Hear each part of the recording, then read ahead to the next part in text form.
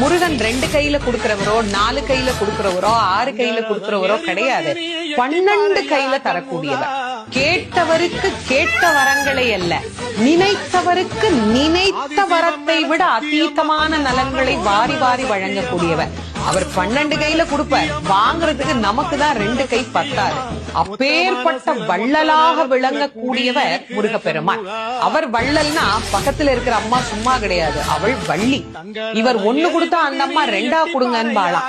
அப்படி கணவனும் மனைவியும் போட்டி போட்டுக்கிட்டு நமக்கு கொடுக்க தயாரா இருக்கிறாங்க. வாங்குவதற்கு நாம் என்ன செய்ய வேண்டும்? அவரை நினைக்கணும். எப்படி நினைக்கணும்? அரை நிமிஷமாவது நினைக்கணும். அரை நிமிஷம் எப்படி நினைக்கணும்? எனக்கு கொடுப்பாரு, எனக்கு கொடுப்பாரு, எனக்கு கொடுப்பாருன்னு நினைக்க கூடாது. முருகப்பெருமானை உள்ளம் உருகி, அந்த உள்ளம் உருகுகிற போதே நமக்கு அப்படியே கண்களில் இருந்து ஆனந்த கண்ணீர் அப்படியே பெருகும்.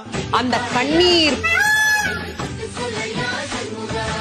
ஆதிசிவம் மேல சத்தியமா, அந்த ஆனமுக மேல சத்தியமா, ஆறுமுக மேல சத்தியமா, அந்த ஞான பழ மேல சத்தியமா, மொத்த மனசுல மொத்த நரப்புல குடியிருக்கிற சண்முகா.